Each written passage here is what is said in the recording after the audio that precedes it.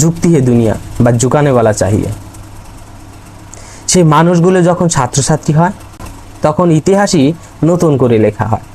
দীর্ঘদিন ধরে চলা ছাত্র আন্দোলনের শেষ পর্যন্ত এমন এক পর্যায়ে পৌঁছায় যেখানে সরকারকে আর পিছিয়ে থাকার সুযোগ ছিল না। টানা 1 মাস ধরে চলা এই আন্দোলনে হাজার হাজার ছাত্রছাত্রী রাস্তায় নেমে নিজেদের দাবি তুলে ধরেন। আন্দোলনের এক গুরুত্বপূর্ণ মুহূর্ত আসে যখন সোনাম ওয়াংচুক অনশনে বসেন। তার শারীরিক অবস্থা দ্রুত অবনতি হলেও যথাসময়ে কার্যকরী পদক্ষেপ না নেওয়ায় ক্ষোভ আরও বাড়তে থাকে। সোশ্যাল মিডিয়া থেকে শুরু করে দেশের রাজপথ সব জায়গায় একটাই আওয়াজ উঠতে থাকে। 20 জুলাই সংসদ ভবন অভিযানে ছাত্রদের ওপর লাঠিচার্জ পরিস্থিতিকে আরও উত্তপ্ত করে তোলে।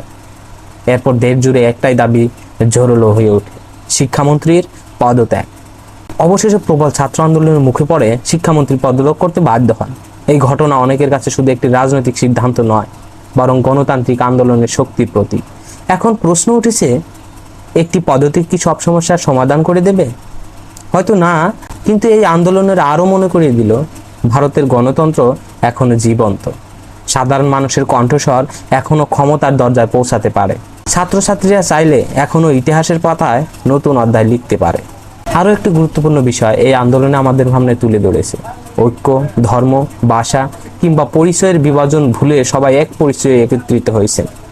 আমরা ছাত্র, আমরা ভারতীয়। দেশের বিভিন্ন প্রান্ত থেকে আন্দোলনরত ছাত্রছাত্রীদের জন্য খাবার, পানি ও প্রয়োজনীয় সহায়তা পৌঁছে গেছেন।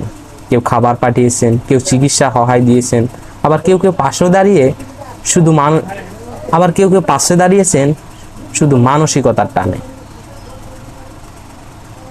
কারণ এই আন্দোলন শুধু কয়েকজন ছাত্রছাত্রী ছিল না, ধীরে ধীরে এটি হয়ে উঠেছিল অসংখ্য মানুষের সম্মিলিত প্রতিবাদের প্রতীক। বর্তমান প্রজন্ম দেখিয়ে দিয়েছে তারা শুধু সোশ্যাল মিডিয়ায় নয়, বাস্তবেও গণতন্ত্রের অধিকার ও ন্যায়ের পক্ষে দাঁড়াতে পারে।